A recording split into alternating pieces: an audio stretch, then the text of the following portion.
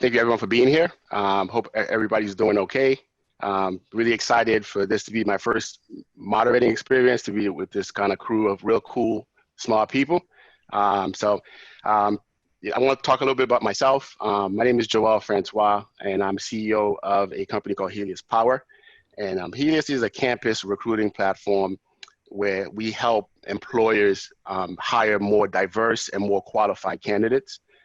We use a combination of machine learning and hardware to really provide access and opportunity for all. Again, so I'm pretty excited to be here. I want to introduce our esteemed panel. Going to start off with to introduce everybody to Ashley Reed. Ashley is founder and CEO at Wellness. Wellness is a digital health company that helps hospitals connect their patients with non-clinical support services. Ashley was also recently named one of MedTech's 40 under 40 healthcare innovators, so congrats on that.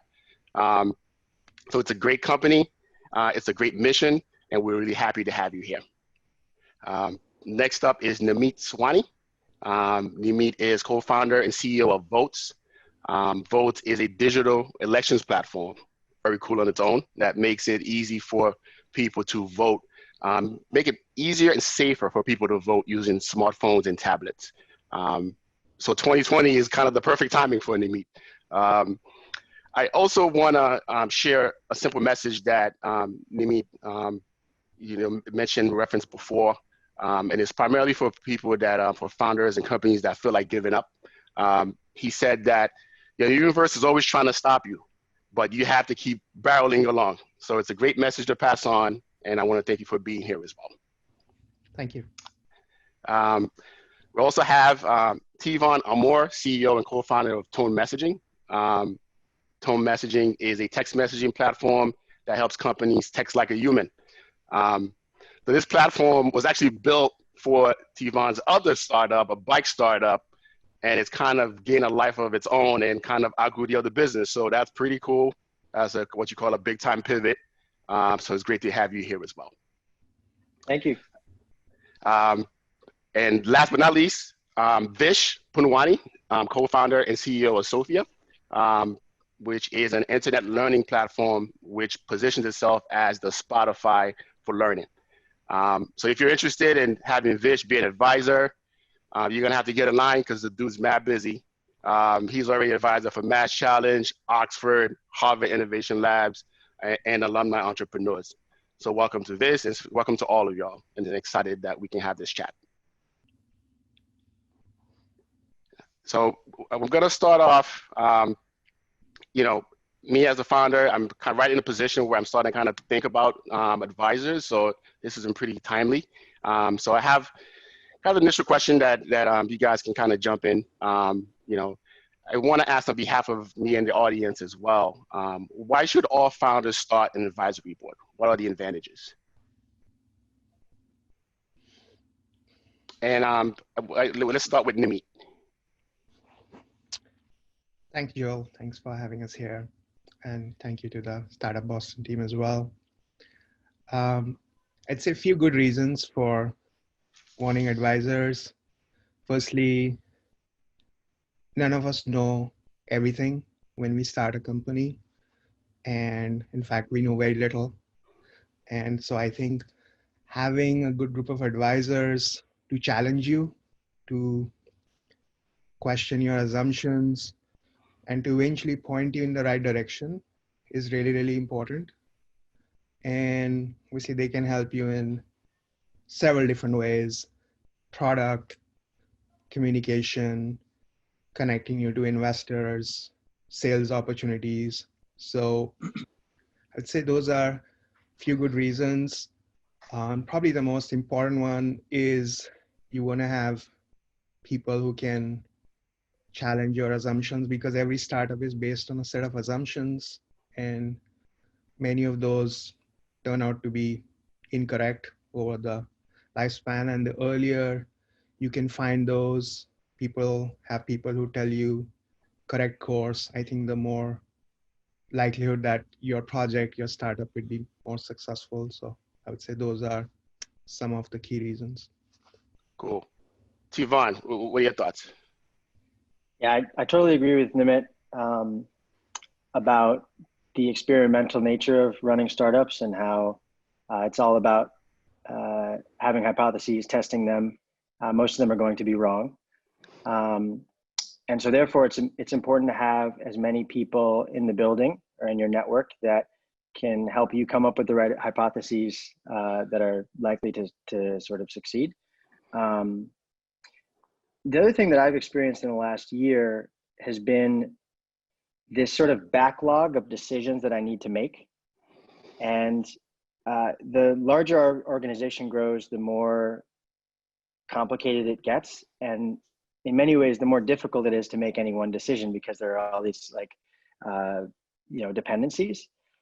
So over the last year, I've started to think a lot about our business as the success of our business as kind of a function of the speed at which we make decisions and the average quality of decisions that we make. And so now whenever I talk to other entrepreneurs, I'm often just asking advice. I'm taking the top 3 problems that I'm having or decisions that I'm procrastinating on and asking folks like what I should do. And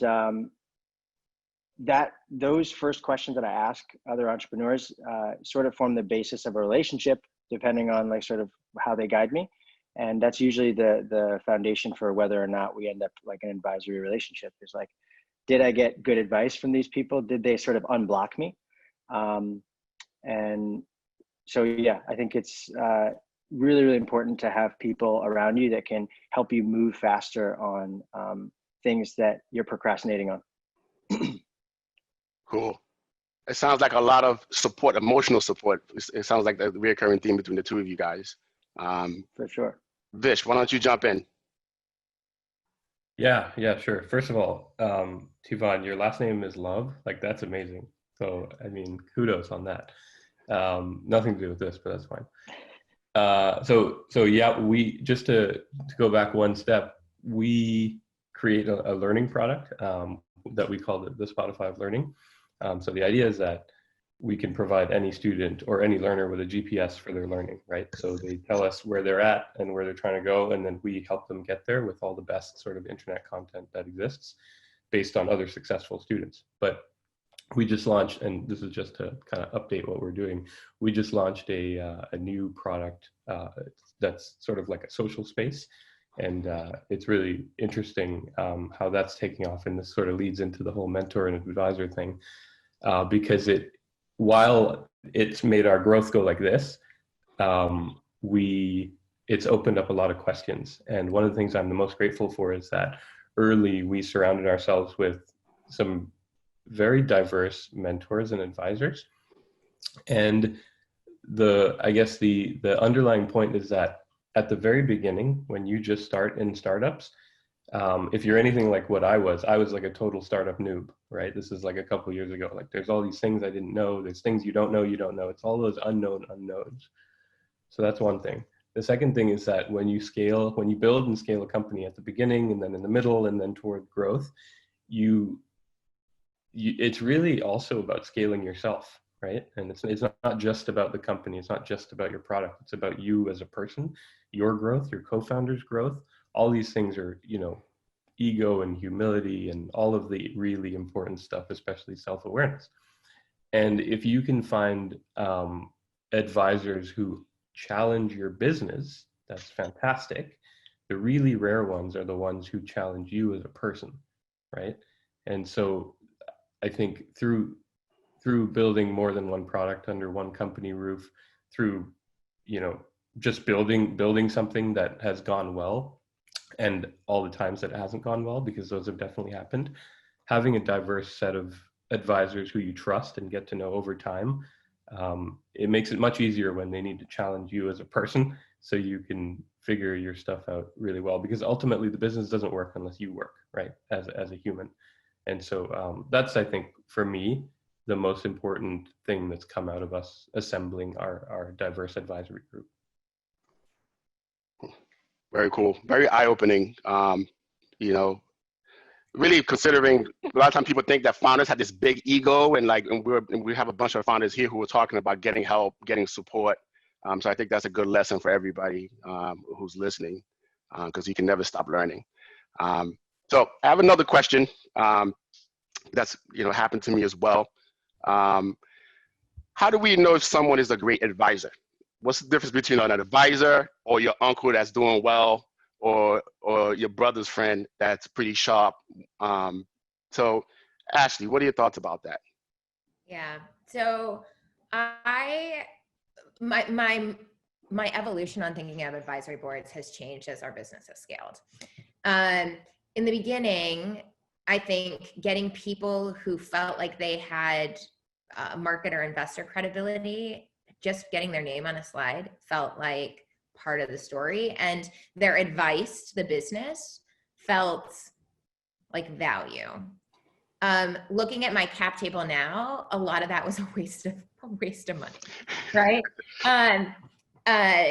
Advice is cheap, work is invaluable. And so the way we've evolved our advisory board over any number of years at this point is, instead of just having people who can give advice, and typically the advice was to me, I actually hire advisors for specific jobs. So my head of product has 3 advisors whose job is to make him successful and get him whatever he needs.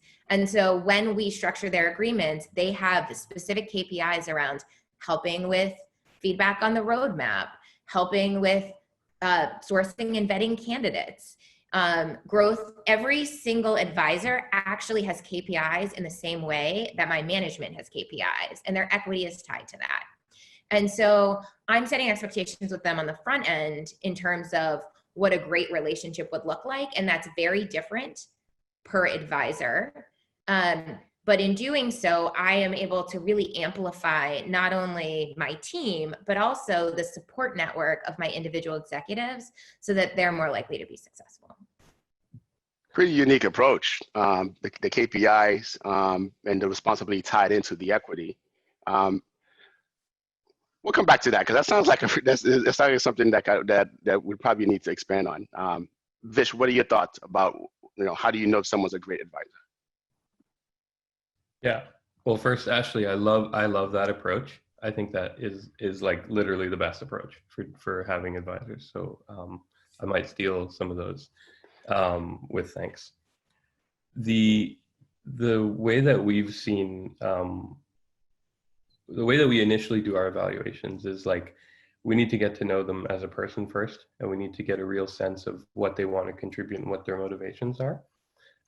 Like Ash was saying, there's a common model that doesn't work, and that's, let's get all these people who say they want to help early. And I'm not saying they have bad intentions. I'm just saying that if in the eventuality that they don't, I'm just saying that what typically happens is that you have your advisory board and then you have your board, right? And the advisory board isn't like fiduciarily responsible for anything, right? Unless you put certain things in writing, whereas the board is.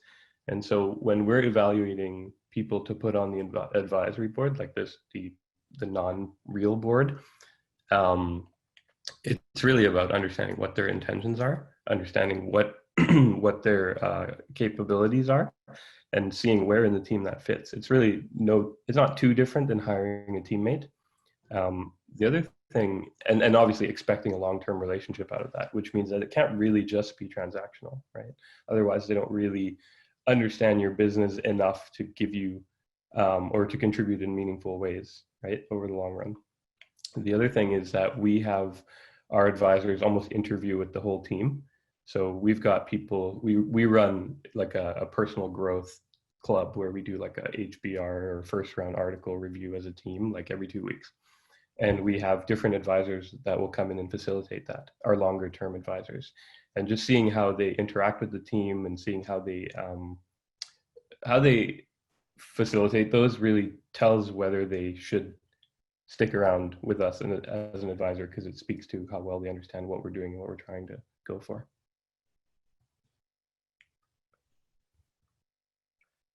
So I'll add to that. Yep. Do we still have time on this one? No, we're good. Okay. So recently, at the beginning of this year, our company had undergone a little bit of a growth spurt in terms of hiring. So we went from like our first 4 employees to we were up to 10 or so. And I realized, oh shoot, I've never led a team of this many people. And by the end of the year, we're going to be triple this. So I need advisors that can help me figure out how to run a larger company and what that means. So I went out looking for a CEO coach, and I interviewed about 4 different CEO coaches who were specifically like had experience building teams fast. And I had these 4 people who were really, really smart. They all had insight, and I had no idea how to make this decision. I needed an advisor to help me make this decision of who to go with. And there was this moment, I think this was in February or so. There's a moment where I had a hiring decision that I had to make, and I didn't know what to do. And so I thought, oh, why don't I actually just call each one of these advisors and ask for their advice for 15 minutes, and that'll maybe help me decide on how to make the decision. So sure enough, after I did that, there was one person who stood out. Her name is Robin Ward. She's runs a company called Founder Forward. She's an awesome CEO coach. And she just had the best, she didn't necessarily have like a prescriptive answer for me, but just her Socratic method of asking me the right questions got me to an answer really, really quick. And I said, I want to work with this woman. So we've been working together for the better part of 6 months now. And so now, having brought on a couple other advisors since then, that is actually my method. Is I talk to someone a couple times. We have lunch or something. Like pre-COVID, we had lunch. Now it's just a meet and greet. But I wait until I have a question that I think they can answer, and then in many ways I put them on the spot to see like what it would be like, and that helps me make the decision. Wow, very cool. Very, very diverse answers, which I think provides pretty good perspective on the different approaches to it. Vish, how many advisors is too many? Yeah, it really, really depends. I think in the beginning of a company, so first of all, if you're taking like Ash's approach, I think it's however many you need to support each of your super high up strategic teammates, right? I mean, every teammate is strategic, right? But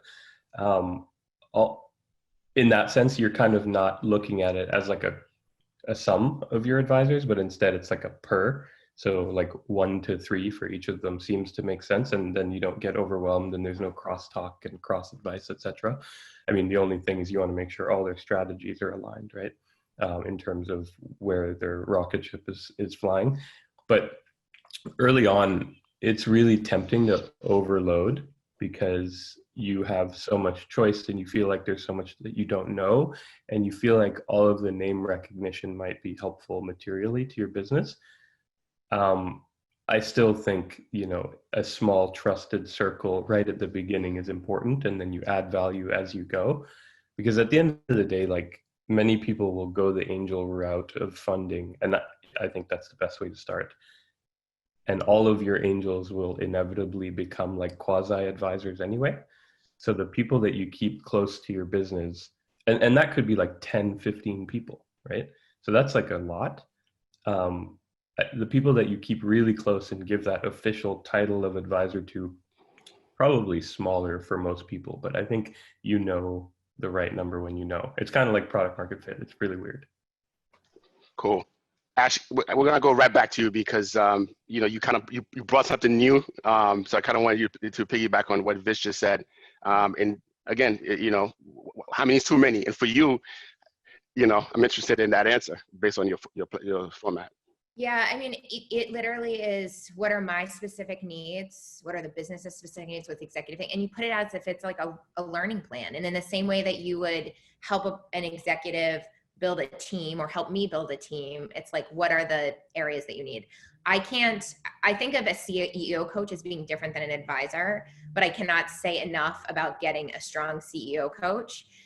When it doesn't work, it's a waste of money. When it does work, it will accelerate your business tenfold. And so I think the approach to interview is really important. The numbers really depend, right? So you have to go and say, what is this individual's strength and where do they need support, right? whether with experiences or being able to connect to new buyers, new candidates, right? So when I'm an advisor, I'm really trying to understand, like my thoughts are one thing, but like, who do I know that I can connect this organization to? How can my like previous work at Philips or at Bain or at Bridgeband be helpful to this company? And so in doing this, it's very, very, very explicit, right? Like there are usually 3 types of ways we ask them to help. It varies by role. And so the 1 to 3 is actually the number that we end up with typically. Each executive ends up having 1 to 3 people, but they're directly correlated with the metrics that the business needs to be successful, right? And so in setting the discussion up front, you not only are testing whether this is the right fit, like people are signing up for a really explicit understanding. And also as an advisor, like there's nothing worse than going to like an advisory board meeting when you're one of 20 and giving 3 comments that you hope were helpful and then seeing them a quarter later. Like the real value is in come to me when you're up at night and you're anxious and like I will sit and grind it out with you, or come to me when you need an introduction and you don't know how to get to them and we'll brainstorm either how I can help you get there or how you can get there. And so making sure that you're setting an expectations that they're not working for you, they're working for the business, right?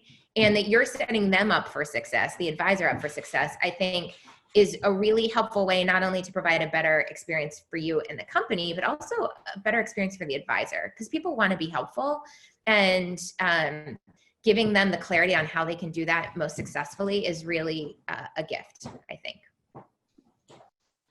Thanks for jumping in. I know I kind of freestyle there. Let's go back to you, Ashley, because we talked about how, so internally, how specifically does it work? You actually brought up a lot of what you do already, but anything else you can add to that? Yeah, I think interviewing is really important, right? Like, I do think the worst thing you can do as an early stage founder is just put people on a list who like have given you advice once or twice. Like people will test how engaged they are as part of their funding process. And also I would not think about an advisory board as the primary goal of helping you raise capital. Like you should help them think about, how do I get to know my customers, get access to my customers better? How do I build a better product? I don't have expertise in this. I don't have expertise in Ruby and React. We need to scale a top performing engineering organization. So I need executives who have done that. And so being very diligent, having advisor agreements that are explicit in the milestones that we hope that they meet, having equity directly tied to that, and then having an ongoing set of relationships. The other thing that's really important though, if you're gonna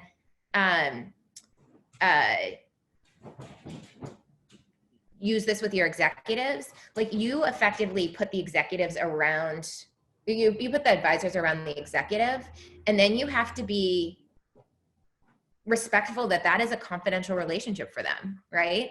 Like that I am involved to the extent that we're going to all sit around a table and talk about the roadmap and where we're going to take the product in the next year. But effectively, the advisor's job is to make the executive successful. And so making sure that that's a trusted, confidential relationship for them is super important. And so that's something you have to set up on the front end for it to really work. So that's a good point. So the advisor is not your advisor. The advisor is an advisor for your execs, and you have to kind of create some boundaries between both sides. So pretty cool. Tivon, how does it work for you internally? Well, I'm actually feel like I'm learning a lot right now hearing others speak about this. I don't know that I've had too many conversations with other entrepreneurs about how they do it. What we have organically fallen into with our business is I have a couple individual advisors for different, very specific things. So at the moment I have a growth advisor in a guy named Douglas Kim, who runs a company called Kajito. Many stages ahead of our company, but in a similar space, selling to similar types of customers. And we meet weekly and talk about everything that is slowing me down and sort of what I need to do to unblock myself and my team in growing the company. And Douglas is really helpful because he has not only experience managing and growing teams, but also a Rolodex of folks that are useful to us in our growth. So in any given week, Douglas has things that he will work on to help us out, making intros to potential customers and partners. And he also has all sorts of advice for, you know, helping our sales or support or accounts team, you know, achieve more success. In terms of like how we've set up those relationships, we make sure that we set up a relationship where we have like very clear, regular, structured meetings that we're going to have. Right now it's weekly. We make sure that there's sort of a small equity award that with vesting, usually it's in the fractions of percent. And the vesting is somewhere between 2 and 4 years, depending on the advisor. And then the other advisor that I have right now is actually a finance advisor. So another like somewhat weakness of mine is like, I'm not in the books all day long. And while I enjoy it, it's just not the thing that I spend most of my time doing. So I have a finance advisor who weekly or just on a like ad hoc text message basis, whenever we need to like do a new projection or whatever, like we have a question about some of the metrics that we're seeing, I can hop on a call with him and work on that. So for me, it's very, very targeted. Wherever we're seeing like issues in the business, I'll actually have like an individual relationship with someone who I can text at any time and get some advice and maybe even have them roll up their sleeves and do a thing or two for us to help us move faster. Cool. Thanks for the transparency. I think I want to kind of switch gears a little bit. Nimit's been in that corner kind of quiet up there, so I'm going to go back to him. So I want to ask you, what are your thoughts about founders using advisors as a kind of like a business development tool, or even as Ashley mentioned it, as a fundraising tool, where primarily you want to get these, you know, glamorous names and thought leaders kind of on your team or on your deck. So what are your thoughts about that, Nimi?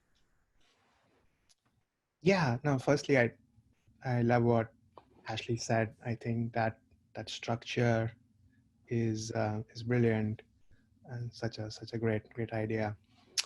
In terms of your question, Joel, I would say it depends on what stage of the company you're in. So if you're super early stage and focused on fundraising and that's your primary objective, then it might make sense depending on the sector you're in, because it is very sector specific.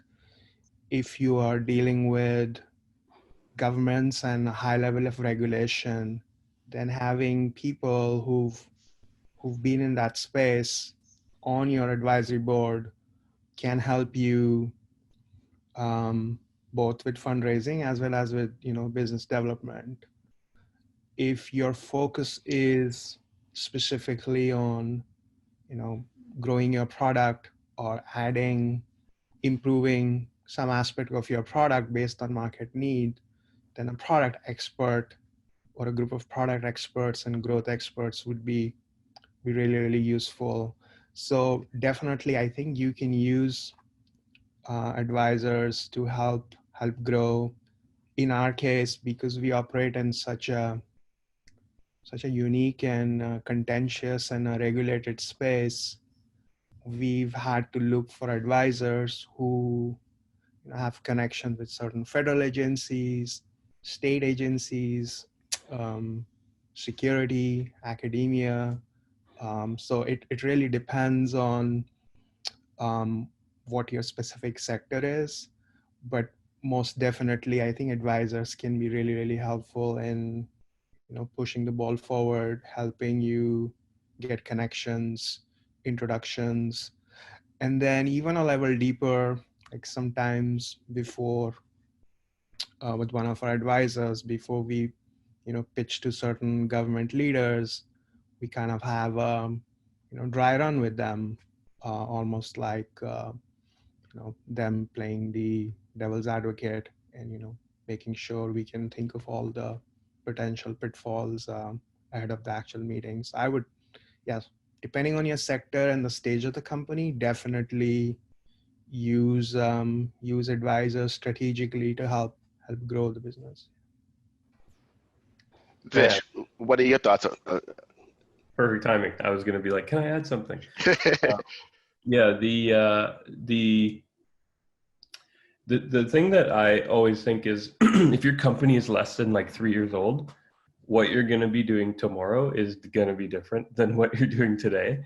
And that's just like the way that it is, right? It's not like a knock on anybody's product. It's nothing like that or vision. It's just that the way things evolve is like evolution, right?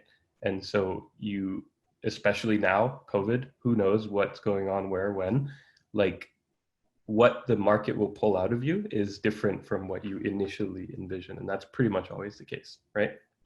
And so I am just very careful to bring on advisors like too formally, too early, because like if you're particularly picking them for particular skill sets, that's fine. Because if they give you like Drucker level, unchangeable Jim Collins type advice and can work with you on things like that are like the unchangeables, that's great. And you should bring them in either formally or informally, right? Obviously with judiciousness. But if you are having people get too operational and too practical and too hands-on and too like in the dirt, that's just, in my experience, not going to go well in many cases, because in like 3 months, you're going to have an uncomfortable conversation with them about why you don't really call on them anymore.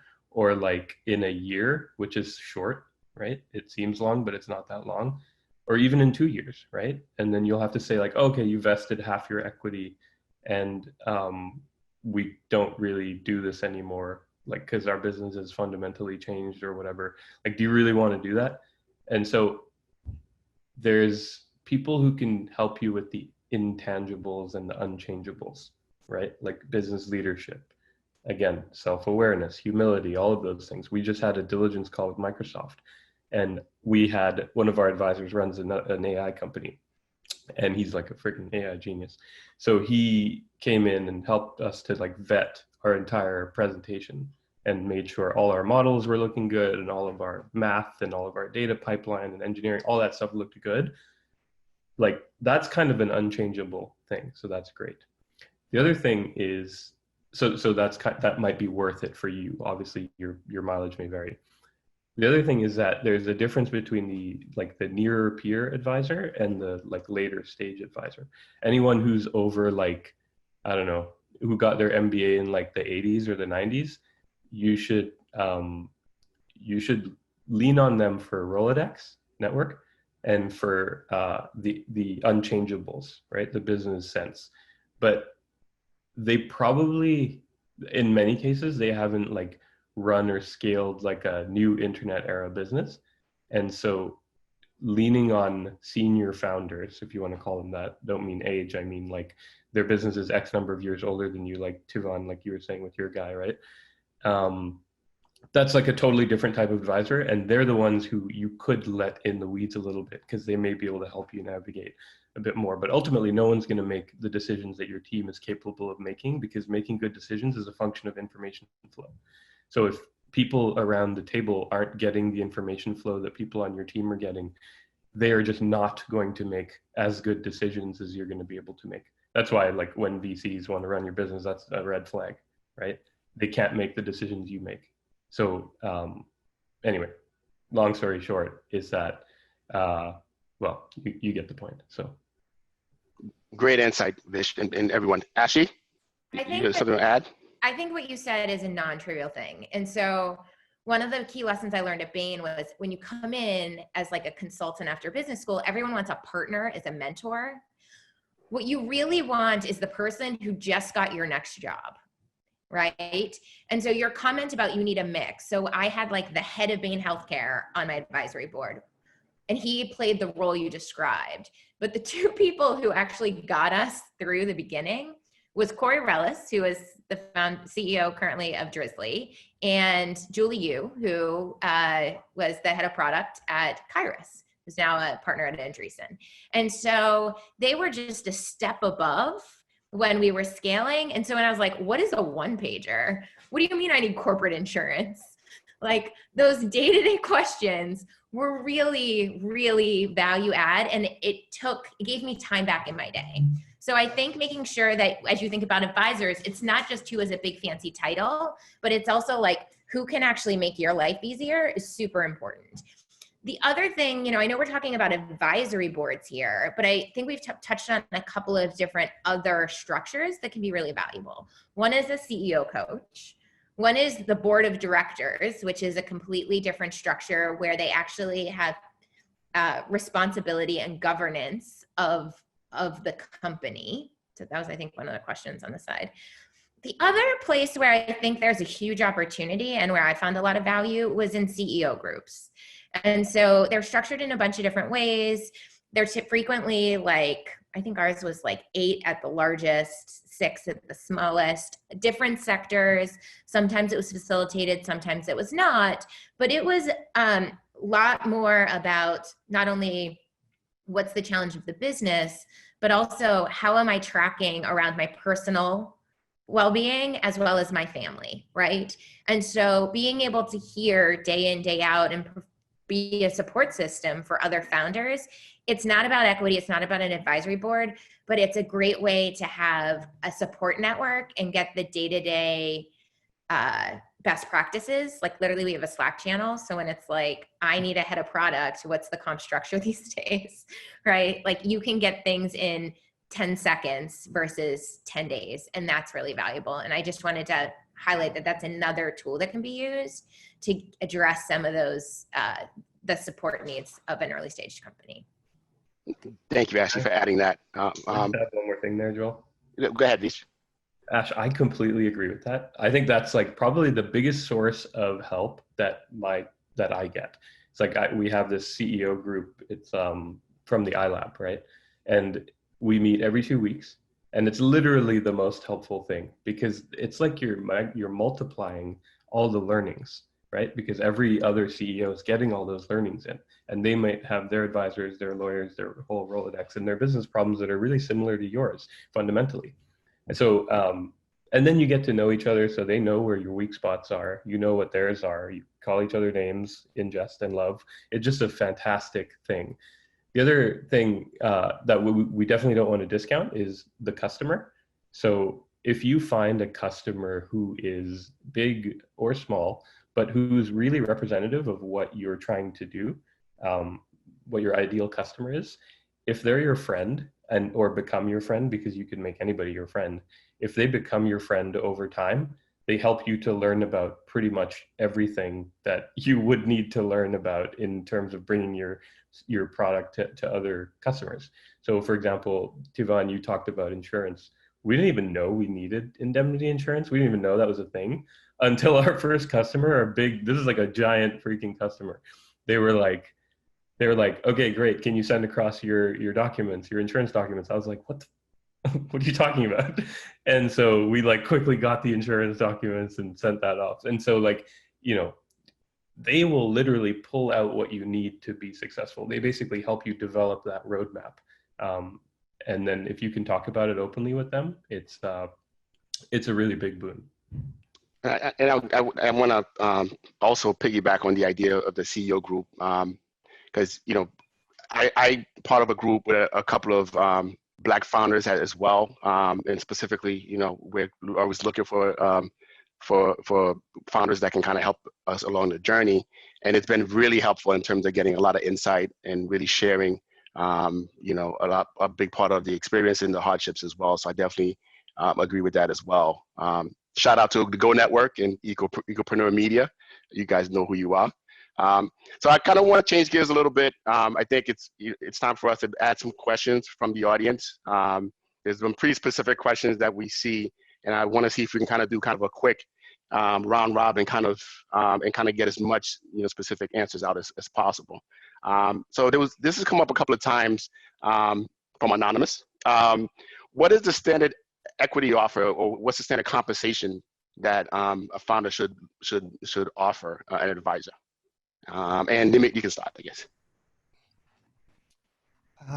Yeah, I think it kind of depends on the situation, but typically it's anywhere from, as Tevan mentioned, 0.05 to 0.1. That's standard. Some people do a little bit more, some people do a little bit less. So I would, definitely speak to your counsel on that, and some other folks as well as your investors if you have them already. But I'd say that's typically the range I've seen across the board, 0.05 to 0.1%. Ashley, what about you? Yeah, we do that, but we do it differently. So we do like 0.25 and we vest on 2-year cycles. So we're basically have a tighter control. So if you stay for 4 years, it would be equivalent to that. But when we started earlier, it's like, we want to make sure that you're adding value, that it's a mutual fit. And so every employee should vest over 4 years, but like your advisors actually, to the previous comments around like, your business is going to change. Like what your business is in today is going to be different than the needs in 3 years. Like having the tool to like go back and say, thank you versus you're no longer adding value is like a nice way. And a lot of the stuff you can put, if you structure it right on the front end, you're in a much better position to have those conversations if and when they're required. And I want to try to go back to you, Ashley, because the question of the KPIs has come up as well. So how do you structure the KPI around the compensation? If you have some examples, that would be great if you could share. Totally different, right? So the KPIs might be that you're going to introduce us to 20 customers like in the next year. It could be that you're going to make yourself available to do an annual or biannual review of our roadmap, that you're going to participate in any of the product interviewing, right? And so specifically, it's like you're going to help us source 10 engineering candidates, interviews with 10 high quality qualified engineering candidates. Like it really doesn't matter what it is. It might be that if you're fundraising earlier, it's that you're going to provide, 2 deep dive sessions to refine the materials. And then we're going to ask that you make 10 introductions to potential angel investors who would be mutually agreed, right? It's really simple things because you have in your head what you wish for these investors, right? Like you have a story that you're telling yourself when you're signing the documents about what they're going to do for you. Just make it explicit, right? Because to the extent that you can be communicating that up front, not only does that increase the likelihood that you're going to get what you want, but it also like helps them understand where they can add value and if they're the right person. So it alleviates a lot of that angst and disconnect on the back end if you're explicit on the front end.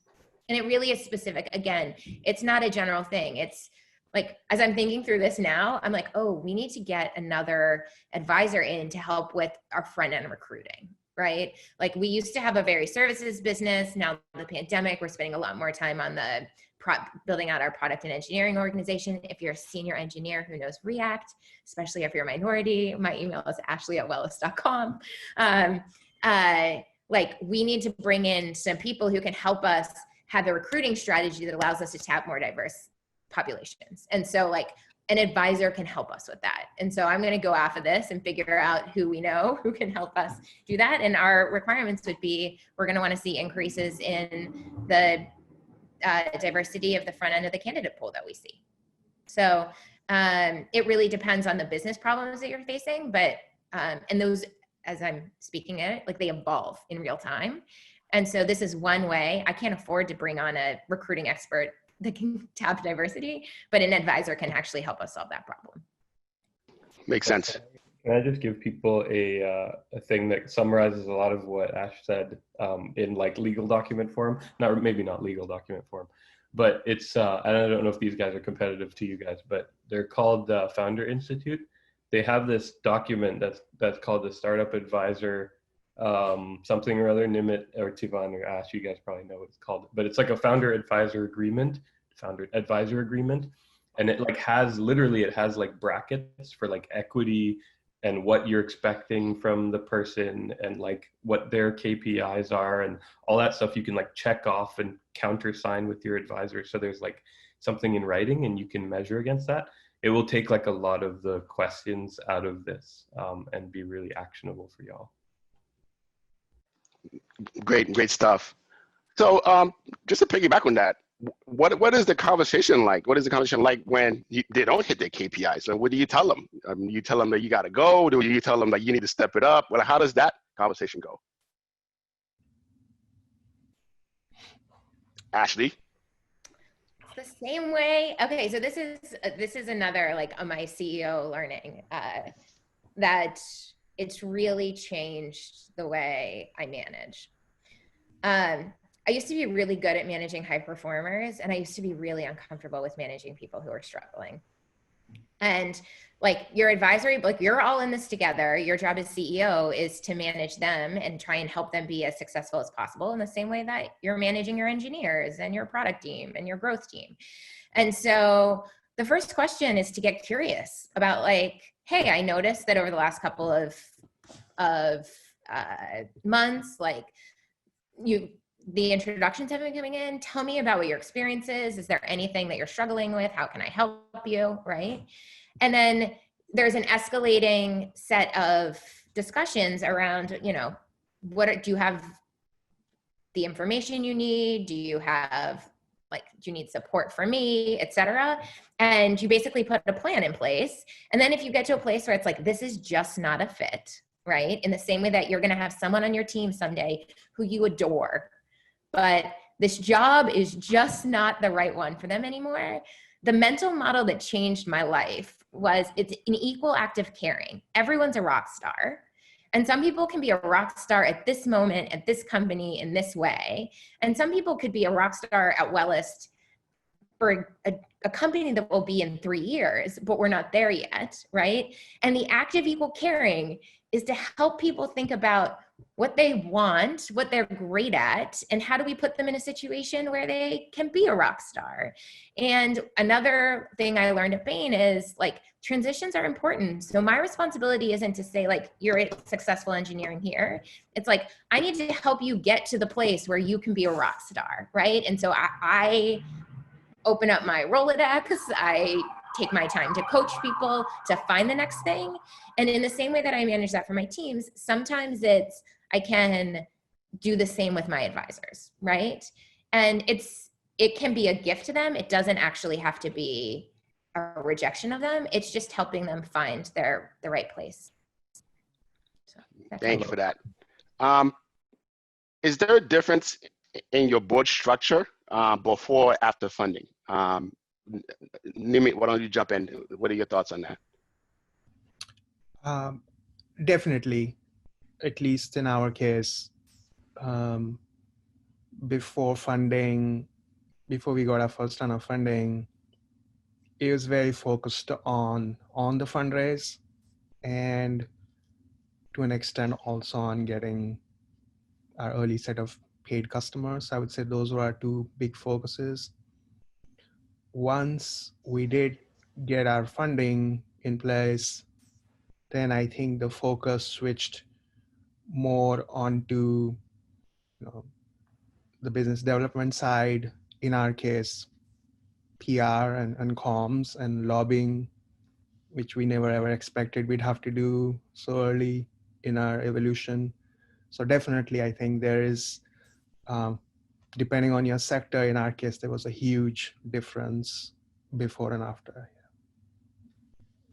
Cool. Ashley, you were gonna add something? Yeah, I was just gonna say one thing that we did that may be helpful is we have quarterly calls with both the board and our advisory board. And like, we just give them like a 30-minute update once a quarter on like what's going on in the business. And so you put all your team of people around a call or a WebEx is really helpful. the thing we did that was most valuable, that unfortunately is difficult in the pandemic, is we used to hold a quarterly happy hour in the office, and we put beer in buckets, and we'd invite like candidates that we loved, but it wasn't the right time, and like the guy who rushes our print order at the print store, and our investors, and the people we want to be our investors, and our advisory board. And so we were able to build this sense of community. And so I think that to the extent that you have the ability to sort of facilitate that, not that it's just an advisor relationship with you or your management team, but that they can come in and touch it and feel it and talk to the frontline workers. There's a lot of value in making those connections that actually has an outsized impact on the level of engagement of your advisory board. Great answer. As a medical doctor, my advice is that beer in buckets is pandemic inducing. Well, I think I want to talk about kind of the final question, to be honest. And I appreciate everybody's time and insight. Hopefully everybody's learned a lot today. Everybody's been able to kind of look at a different approach to advisors and mentors, kind of I have. So for the audience, I really want to ask, how does someone start? Like, how does someone reach out to a possible advisor or mentor? And I'd like to get an answer from everybody. So why don't you start, Tivon? So in pretty much all of my advisor relationships, it started with meeting someone in like a casual context, maybe like at a speaking engagement that someone had or something, having a conversation with them after it. And then for lack of a better term, sending them a love note afterwards, and asking them to lunch. And so frankly, I think that like just like any good friend that you meet or loved one, like you pretty much have like an instant connection with someone, and like leveraging that to start a relationship. Great. What about you, Nimit? What's your approach like?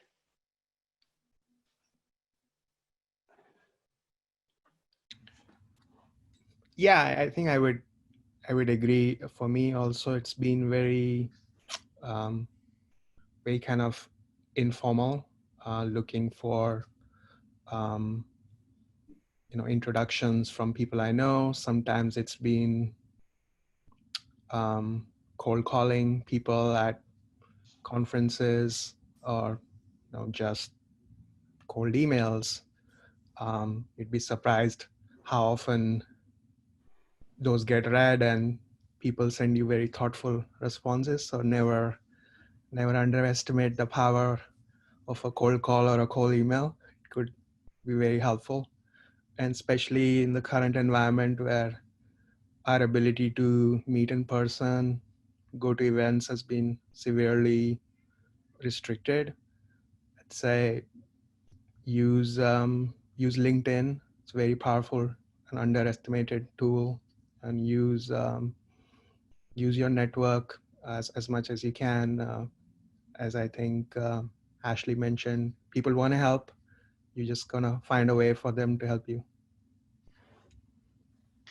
What about you, Vish? What's your tactic? Honestly, I'm like a big relationships guy, and like my primary focus is like, do I want this person to be really successful? Like, because like you obviously have to have like stone cold faith that your company has become like a quadra-decacorn, right? And like otherwise, like, so I always look the other way and say, do I want this person to be super successful? That sounds maybe like egotistical or whatever, but I'm just trying to set us up for a really good relationship.